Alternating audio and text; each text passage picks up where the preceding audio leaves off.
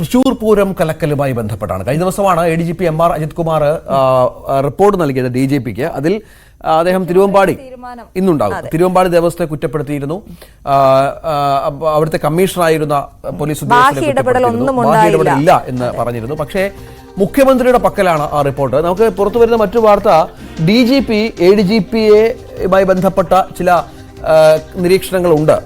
DGP മുഖ്യമന്ത്രിക്ക് report കൈമാറിയപ്പോൾ അതിൽ കൃത്യമായ ADGPയുടെ പങ്കും പറയുന്നുണ്ട് എന്നുള്ളതാണ്. കാരണം അതിന്റെ അടിസ്ഥാനത്തിൽ വിശദമായ അന്വേഷണം വേണമെന്ന ആവശ്യമാണ് ഇപ്പോൾ പൂരക്കലക്കൽ രാഷ്ട്രീയ പാർട്ടികളുടെ അടക്കം ഇടപെടൽ അന്വേഷിക്കണമെന്ന് ആവശ്യപ്പെടുമ്പോൾ മുഖ്യമന്ത്രി അതിൽ എന്ത് തീരുമാനം എടുക്കുമെന്നുള്ളത് നിർണായകമാണ്. അത് ഇന്നലെ തന്നെ ഉണ്ടാകുമെന്ന് നമ്മൾ പ്രതീക്ഷിച്ചിരുന്നെങ്കിലും അതിലൊരു മറുപടി ഉണ്ടായില്ല, അല്ലെങ്കിൽ അതിൽ നടപടി ഉണ്ടായില്ല എന്ന് മനസ്സിലാക്കുന്നു.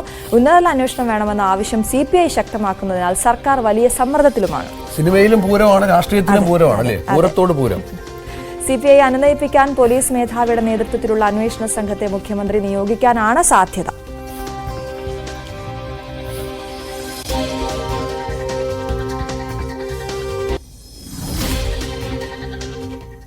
മറ്റു വാർത്ത, P ശശിക്കെതിരെ PV അൻവർ നൽകിയ പരാതിയിൽ CPM നിലപാട് ഇന്നറിയാം എന്നുള്ളതാണ്. തിരുവനന്തപുരത്ത് ചേരുന്ന സംസ്ഥാന സെക്രട്ടേറിയറ്റ് അൻവറിന്റെ പരാതി പരിഗണിക്കും എന്നുള്ള വിവരവും പുറത്തു വരുന്നുണ്ട്. നേരത്തെ മുഖ്യമന്ത്രിക്ക് നൽകിയ പരാതിയുടെ പകർപ്പ് പാർട്ടി സംസ്ഥാന സെക്രട്ടറിക്ക് നൽകിയിരുന്നുവെങ്കിലും ശശിയുടെ പേര് അതിലില്ലായിരുന്നു. ഇതിന് പിന്നാലെയാണ് P ശശിയുടെ പേര് ചേർത്ത് പുതിയ പരാതി നൽകിയിട്ടുള്ളത്.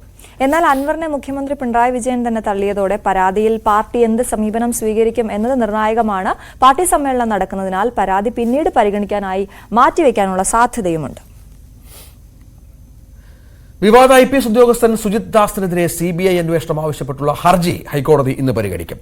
എടത്തല സ്വദേശി TR രശ്മി നൽകിയ ഹർജിയാണ് ഹൈക്കോടതിയുടെ പരിഗണനയിലുള്ളത്. സുജിത് ദാസ് എറണാകുളം റൂറൽ ASP ആയിരിക്കെ ഭർത്താവിനെതിരെ വ്യാജ ലഹരി കേസ് രജിസ്റ്റർ ചെയ്തു എന്നാണ് ആക്ഷേപം. ഹർജിക്കാരനടക്കം 7 പേരെ സുജിത് ദാസിന്റെ നേതൃത്വത്തിൽ പോലീസ് സ്റ്റേഷനിൽ വെച്ച് ക്രൂരമായി മർദ്ദിച്ചുവെന്നും പറയുന്നു. കേസിൽ 6.5 വർഷം കഴിഞ്ഞിട്ടും എടത്തല പോലീസ് കുറ്റപത്രം നൽകിയില്ല. സുജിത് ദാസിനെതിരെ റിപ്പോർട്ടുണ്ടായിട്ടും ഉന്നത പോലീസ് ഉദ്യോഗസ്ഥർ നടപടിയെടുത്തില്ല. താനൂർ കസ്റ്റഡി കൊലപാതകത്തിൽ CBI അന്വേഷണം നേരിടുന്ന ഉദ്യോഗസ്ഥനാണ് സുജിത് ദാസ് എന്നുമാണ് ഹർജിയിലെ വാദം.